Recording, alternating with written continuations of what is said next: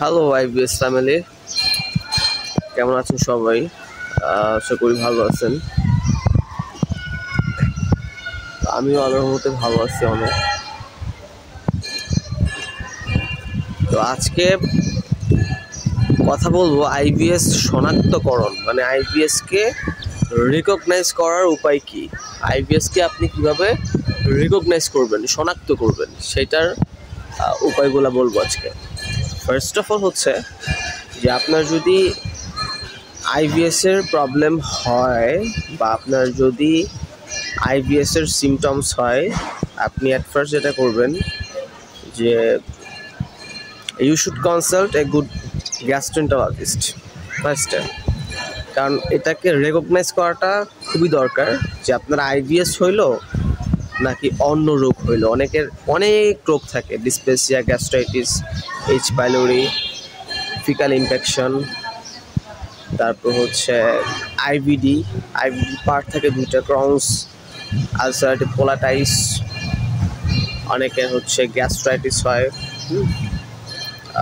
অনেকের ইন্ট্রাল গ্যাস্ট্রোপি হয়। সো এগুলা অনেকগুলো রোগ হচ্ছে আইবিএস এর মতোই হতে পারে। পেটে তো শুধু আইবিএস না, আরও অনেক রোগ থাকে। তো শনাক্ত করার জন্য আপনি ফার্স্টে যে টেস্টটা করবেন সেটা হচ্ছে আপনি ফার্স্টে আলট্রাসোনোগ্রাফি করবেন, হোল অ্যাবডোমেন।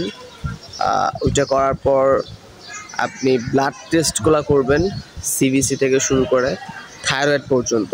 থাইরয়েড টেস্ট অবশ্যই করবেন, কারণ অনেক সময় হাইপোথাইরয়েডিজম বা থাইরয়েড থাকলে আইবিএসের প্রবলেম হয়। সো থাইরয়েড টেস্ট করবেন। এরপর হচ্ছে আপনি স্টুল টেস্ট করবেন।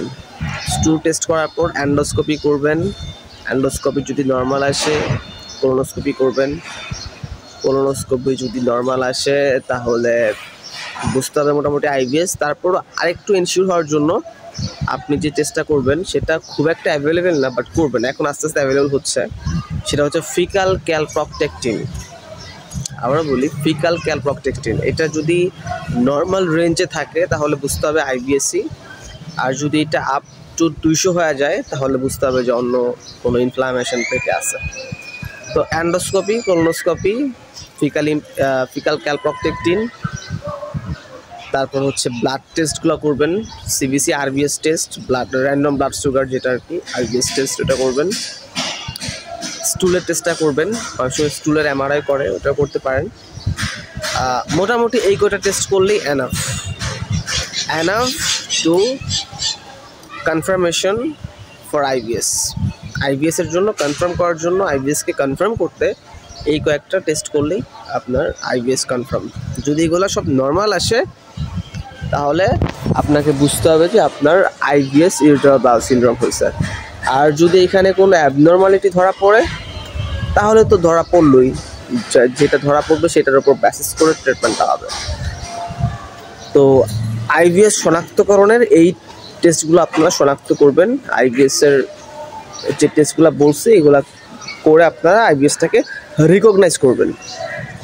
হ্যাঁ, আর যদি আইবিএস হয়ে যায়, অনেক কিছু করতেছেন, অনেক বছর ভুগতেছেন, যারা বিগিনার তাদের জন্য বলছি, যারা নতুন নতুন আইবিএসের বা বুঝতেছেন না যে কি করবেন, কি হইলো, তারা এই টেস্টটা করবেন।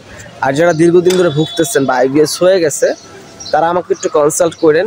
আমার ডেসক্রিপশন বক্সে নাম্বার দেওয়া আছে, আপনারা ফোন করেন আমাকে, দেখি আমি কতটুকু হেল্প করতে পারি। আমি নিজে পেশেন্ট ছিলাম 7 বছর, আমি এখন সম্পূর্ণ সুস্থ আলহামদুলিল্লাহ। আমি সব খেতে পারি, সব কিছু করতে পারি, ওয়েট ঠিক আছে, সব ঠিক আছে, each and everything is normal. আমি এখন সম্পূর্ণ হিল করে ফেলছি আমার রোগটাকে। সো আমার ভিডিও যারা দেখেন তারা তো জানেনই আমি কিওর, আমি পুরো ফুল কিওর হয়েছি। তো যারা নতুন নতুন আছেন, তারা যারা আইবিএসটা এখনও বুঝতেছেন না যে আইবিএস হইলো না অন্য রোগ হইলো, তারা অবশ্যই টেস্টগুলো করবেন। আর টেস্টগুলো করে যদি নর্মাল আসে তাহলে আমার সাথে যোগাযোগ করতে পারেন, আমি আপনাদেরকে হেল্প করতে পারবো।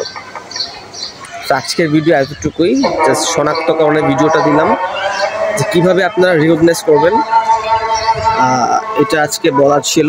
আজকে আর কথা বাড়াবো না। That's all for today. ধন্যবাদ সবাই।